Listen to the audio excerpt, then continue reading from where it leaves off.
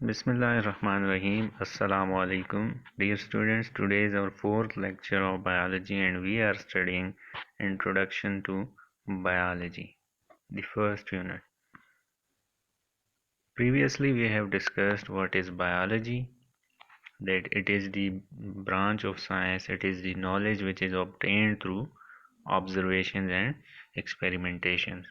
And we have discussed a point that why biology and science is divided into branches, because biology and science is a fast growing field, so its knowledge is increasing day by day.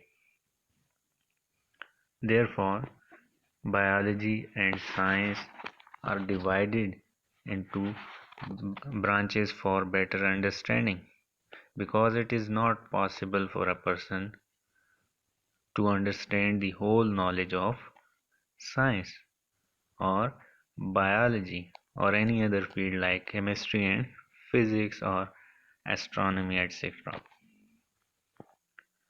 And our today's topic is linkage of biology with other fields of study. The knowledge of other fields helps in understanding biological phenomena and problems like metabolic pathways occurring in the living organisms follow the principles of other fields like chemistry, physics, etc. This type of linkage makes interdisciplinary sciences or interdisciplinary field of science. Dear students, आज हम हमारा जो topic है वो है linkage of biology with other fields of study, यानी कि biology के अलावा जो फील्ड्स हैं केमिस्ट्री, फिज़िक्स, जियोग्राफी, मैथमेटिक्स, इनके साथ बायोलॉजी का लिंकेज क्या है, यानी कि इन फील्ड्स का नॉलेज बायोलॉजी में कैसे हेल्प करता है या बायोलॉजी के लिए क्यों ज़रूरी है, कैसे ज़रूरी है, आज हम ये स्टडी करेंगे। अब हमने ये बात पढ़ी कि नॉलेज ऑफ अदर फील्ड्स यानी कि दूसरी फील्ड्स का नॉलेज जैसे केमिस्ट्री का, फिज़िक्स का, मैथमेटिक्स का helps in understanding biological phenomenon and problems. वो बायोलॉजिकल प्रोसेसेस को, बायोलॉजिकल प्रॉब्लम्स को समझने में मदद देता है। कैसे? जैसा कि केमिकल रिएक्शंस होते हैं हमारी बॉडी में, लिविंग ऑर्गेनिजम्स की बॉडी में, तो अब केमिकल रिएक्शंस जो कि केमिस्ट्री के प्रिंसिपल्स को फॉलो करते हैं, जो कि केमिस्ट्री का नॉलेज है, वो यहाँ पे हमें ज़रूरत पड़ती है उसकी इस फिनोमेनन को समझने के लिए, इन मेटाबॉलिक पाथवेज को समझने के लिए। इसी तरह इन्हीं प्रोसेसेस को समझने के लिए हमें फ़िज़िक्स के नॉलेज की भी ज़रूरत पड़ती है।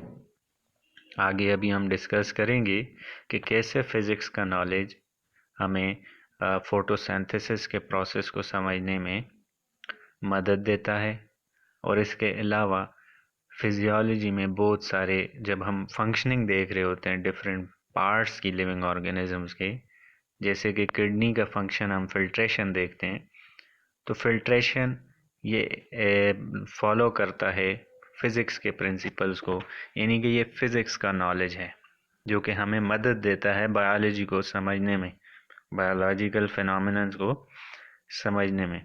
अब जो इस किस्म का नॉलेज होता है, इसको हम एक अलग फील्ड करार देते हैं और इसको हम इंटरडिसिप्लिनरी फील्ड कहते हैं।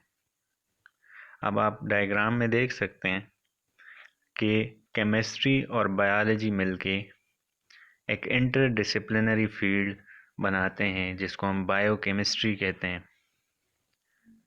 इसमें फोटोसिंथेसिस इसकी एग्जांपल है, रेस्पिरेशन है, आगे हम डिस्कस करेंगे।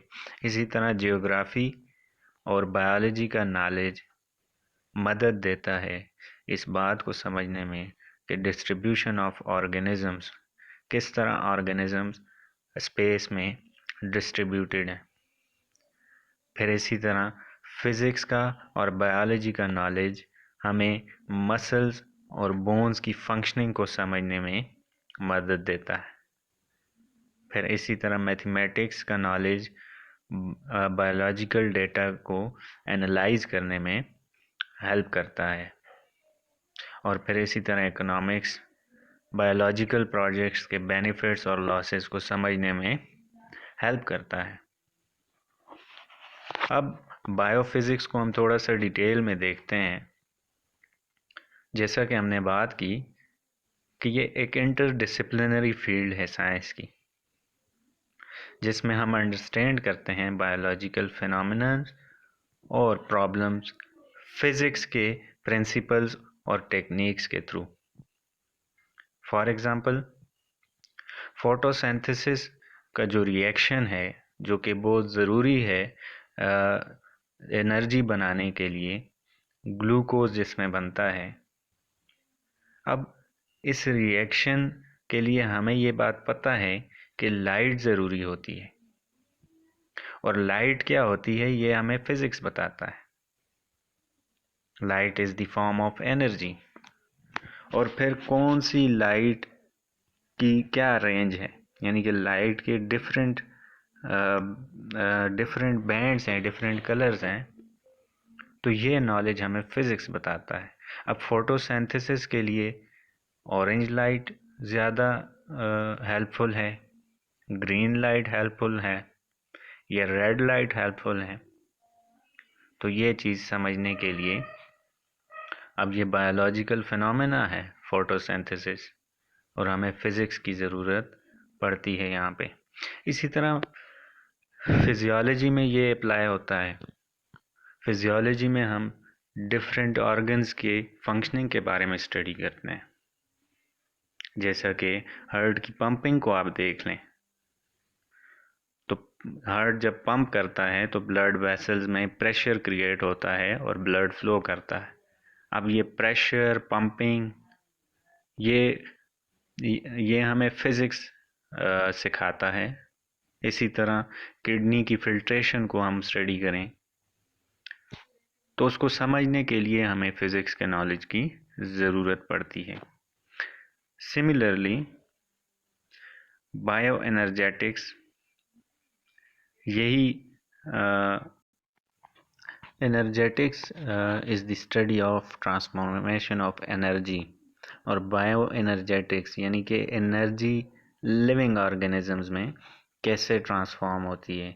जैसे कि लाइट एनर्जी जो कि सन से हासिल होती है, वो ट्रांसफॉर्म हो जाती है, कन्वर्ट हो जाती है केमिकल एनर्जी में, और ये केमिकल एनर्जी फिर दोबारा सेल्स में कन्वर्ट हो जाती है, जिसको हमारा सेल लाइफ एक्टिविटीज़ के लिए यूज़ करता है। तो यहाँ पे फिज़िक्स का नॉलेज इन फिनोमिनास को अंडरस्टैंड करने के लिए मदद देता है, हेल्पफुल होता है।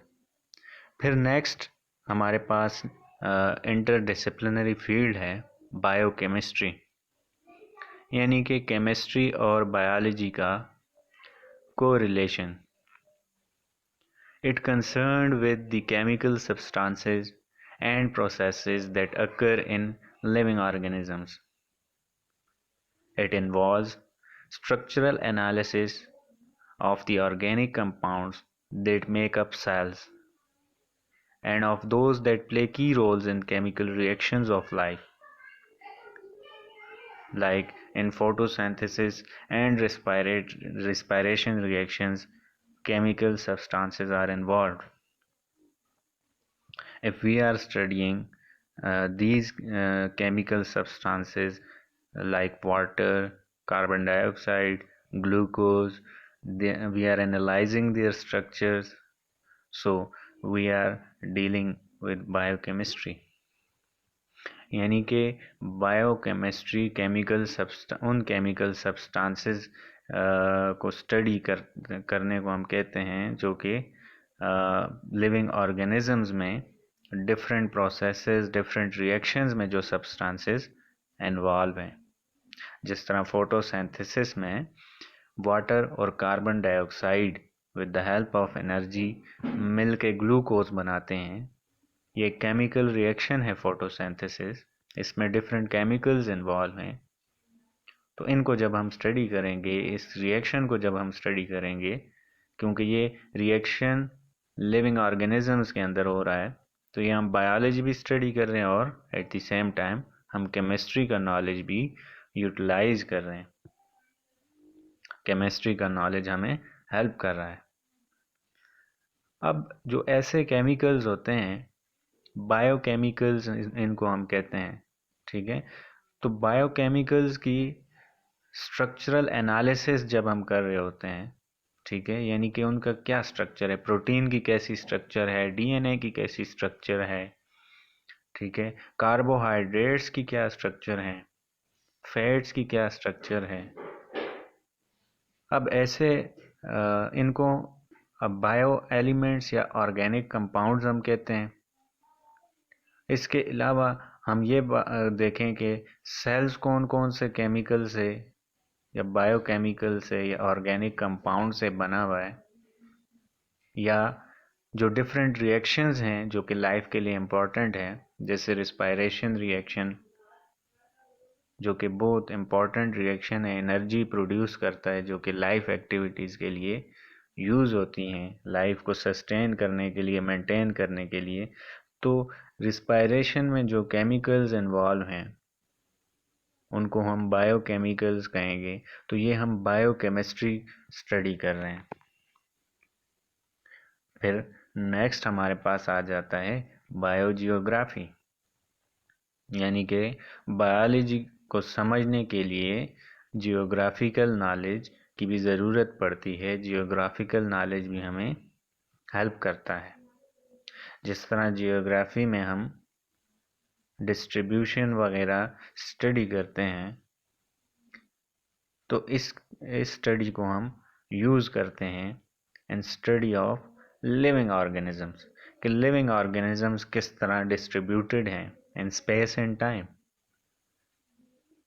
इन स्पेस एंड टाइम का ये मतलब है कि कौन सा लिविंग ऑर्गेनिजम्स कौन सी जगह पे एग्जिस्ट करता है। फॉर एग्जांपल हम बात कर रहे हैं कि why polar bears are found in Arctic regions. किसी और रीजन में पोलर बियर्स क्यों नहीं पाए जाते, जबकि आर्कटिक रीजन में ही क्यों पाए जाते हैं, डेजर्ट रीजन में क्यों नहीं है। तो ये हम जियोग्राफी भी स्टडी कर रहे हैं और एट द सेम टाइम हम बायोलॉजी देख रहे हैं। हम पोलर बियर के बारे में, लिविंग ऑर्गेनिज्म के बारे में स्टडी कर रहे हैं। और फिर distribution of organisms in time, यानी कि प्रीवियसली डायनासोर्स पाए जाते थे, या फिर हम ये देख रहे हैं जिस तरह डार्विन की थ्योरी है कि पहले जो इंसान थे, ह्यूमंस थे, ये मंकी की तरह थे। तो ये हम टाइम में देख रहे हैं कि लिविंग ऑर्गेनिजम्स, कौन सा लिविंग ऑर्गेनिजम्स कौन से टाइम पीरियड में कहाँ पे पाया जाता था। तो ये सारी चीज़ें हम बायोजियोग्राफी में स्टडी करते हैं। फिर इसकी एक और एग्जांपल है, why malaria causing mosquitoes flourish in damp and warm areas. अगर ये हम स्टडी कर रहे हैं कि मलेरिया काज करने वाले जो मच्छर होते हैं, मॉस्किटोज होते हैं, वो मॉइस्ट प्लेसेस, डैम्प प्लेसेस या वार्म एरियाज में ही क्यों फ्लरिश करते हैं। तो ये हम एरिया की बात कर रहे हैं, जियोग्राफी की बात कर रहे हैं, और फिर साथ में हम मॉस्किटो की, लिविंग ऑर्गेनिजम्स की बात कर रहे हैं। तो ये हम बायोजियोग्राफी को स्टडी कर रहे हैं। फिर नेक्स्ट हमारे पास आ जाता है इंटरडिसिप्लिनरी फील्ड, बायोस्टैटिस्टिक्स।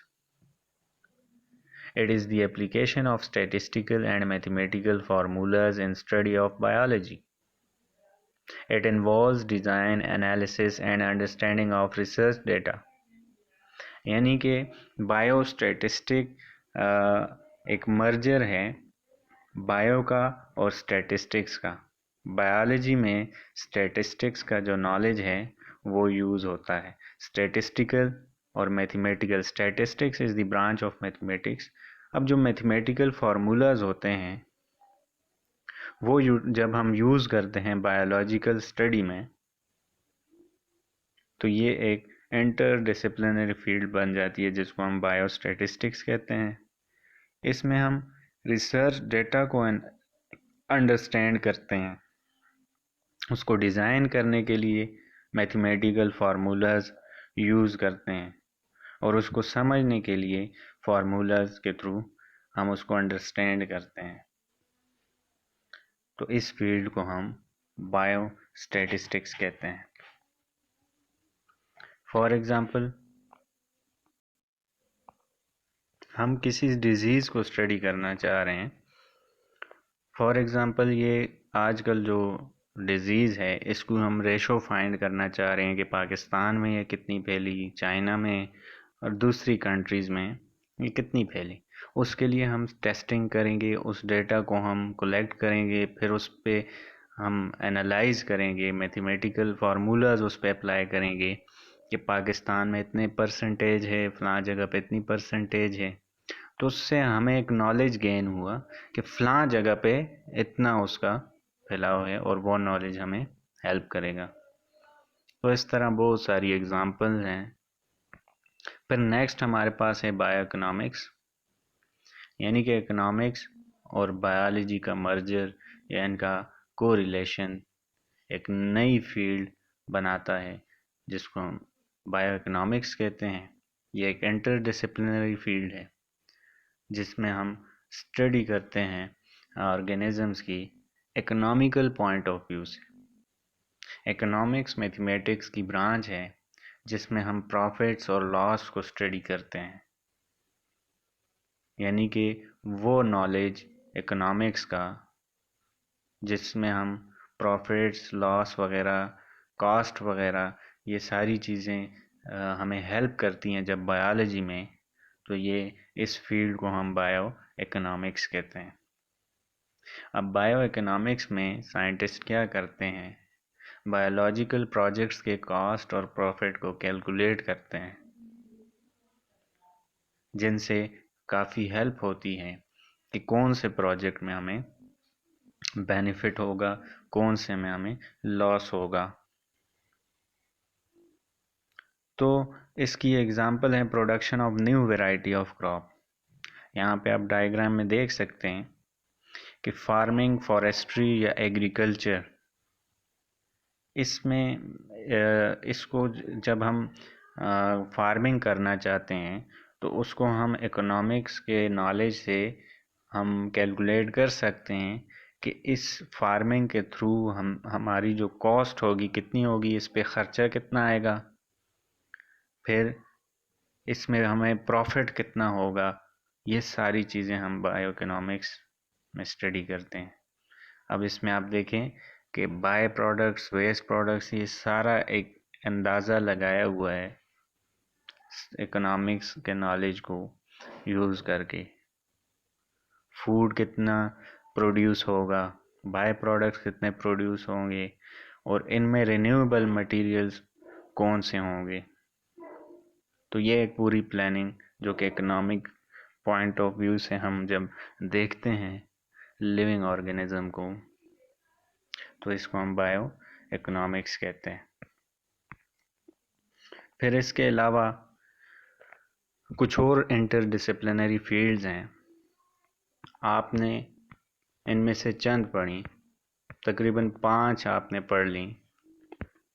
फिर एक और बायो इन्फॉर्मेटिक्स है। इन्फॉर्मेटिक्स यानी कि आईटी, इंफॉर्मेशन टेक्नोलॉजी, उसकी जब एप्लीकेशंस बायोलॉजी में यूज़ होती हैं तो ये एक नई इंटरडिसिप्लिनरी फील्ड ओरिजिनेट होती है जिसको हम बायो इन्फॉर्मेटिक्स कहते हैं। तो इस तरह बहुत सारी इंटरडिसिप्लिनरी फील्ड्स मौजूद हैं। तो आज हमने इंटरडिसिप्लिनरी फील्ड के बारे में पढ़ा। तो होपफुली आपको ये बात समझ आ गई होगी कि इंटरडिसिप्लिनरी फील्ड्स क्या होती हैं, यानी कि बायोलॉजी का दूसरी फील्ड्स के साथ लिंकेज। दूसरी फील्ड्स का नॉलेज जब बायोलॉजी में हेल्प करे तो इसमें नई फील्ड्स बन जाती हैं जिसको हम इंटरडिसिप्लिनरी फील्ड्स कहते हैं। तो आज हमने बायोफिज़िक्स के बारे में पढ़ा, यानी कि फ़िज़िक्स के लॉज और प्रिंसिपल्स जब बायोलॉजी को समझने में हेल्प करें तो इसको हम बायोफिज़िक्स कहते हैं। It is the interdisciplinary field. फिर केमिस्ट्री का नॉलेज जब हमें बायोलॉजी को अंडरस्टैंड करने में हेल्प करें तो इसको हम बायोकेमिस्ट्री कहते हैं। फिर इसी तरह जियोग्राफी का नॉलेज हमें बायो को समझने में हेल्प करे तो इसको हम एक इंटरडिसिप्लिनरी फील्ड बायो जियोग्राफी कहते हैं। स्टैटिस्टिक्स का नॉलेज जब हमें हेल्प करें, मैथमेटिकल फार्मूलाज हमें हेल्प करें रिसर्च डेटा को, बायोलॉजिकल रिसर्च डेटा को एनालाइज करने के लिए, तो इसको हम बायो स्टैटिस्टिक्स कहते हैं। फिर इकोनॉमिक पॉइंट ऑफ व्यू से जब हम बायोलॉजिकल प्रोजेक्ट्स को स्टडी करते हैं, देखते हैं, तो ये इंटरडिसिप्लिनरी फील्ड बनती है बायो इकोनॉमिक्स।